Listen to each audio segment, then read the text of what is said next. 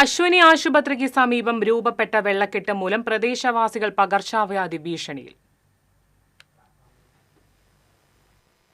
ിലേക്ക് വരെ വെള്ളം കയറി ഇപ്പോഴും മുട്ടിനൊപ്പം വെള്ളമാണ്. ഇവിടെയുള്ള ആളുകളെ എല്ലാം മാറ്റിയിരിക്കുകയാണ്, സുരക്ഷിത കേന്ദ്രങ്ങളിലേക്ക് മാറ്റിയിരിക്കുകയാണ്. വയസ്സായവരെ ഉൾപ്പെടെ എല്ലാ സാധനങ്ങളും വെള്ളത്തിലേക്ക് എത്തി.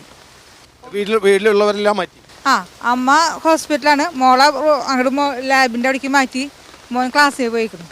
ഞാനാണ് ഇപ്പോൾ ഉള്ളത്. ഇപ്പോൾ ഇവിടെ നമുക്കറിയാം, നേരത്തെയും അശ്വിനി ആശുപത്രിക്ക് സമീപം കനാലിലെ തടസ്സം മൂലം വലിയ വെള്ളക്കെട്ടുണ്ടായിരുന്നു. പിന്നീട് അതിന് ഇടവേളയിൽ ആ വെള്ളക്കെട്ട് ഒഴിവായൊരു സാഹചര്യം ഉണ്ടായിരുന്നു. വീണ്ടും ഇങ്ങനെ വെള്ളക്കെട്ട് വരാൻ എന്താവും കാരണം? എല്ലായിടത്തും ബ്ലോക്ക് ഉണ്ടാവണം, അല്ലെങ്കിൽ ടൗണിൽ പോയണ എല്ലാ വെള്ളം ഈ വഴിക്കാണ് വരിക. പെട്ടെന്ന് വെള്ളം കയറി വരുന്നത്, എന്തെങ്കിലും ബ്ലോക്ക് എവിടെയെങ്കിലും കിടക്കുന്നുണ്ടാവും.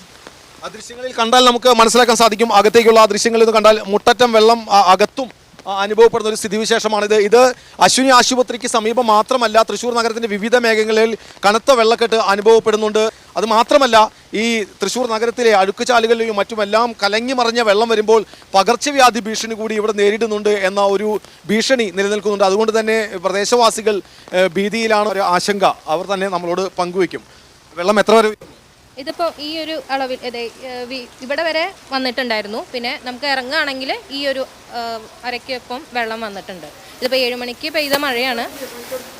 7 മണിക്ക് പെയ്ത മഴയാണ്, കണ്ടിന്യൂസ് ആയിട്ട് പെയ്തുകൊണ്ടിരിക്കുകയാണ്. കഴിഞ്ഞ കൊല്ലം ഇതേപോലത്തെ അവസ്ഥയാണ്. കണ്ടിന്യൂസ് ആയിട്ട് മഴ പെയ്തിട്ടുണ്ടെങ്കിൽ ഫുള്ള് ബ്ലോക്കാവും, വീടുകളിലേക്കൊക്കെ വെള്ളം കയറും. അങ്ങനത്തെ ഒരു അവസ്ഥയാണ് ഉണ്ടായത്. കണ്ടിന്യൂസ് ആയിട്ട് എല്ലാ കൊല്ലവും പറയുന്നൊരു കാര്യമാണ്.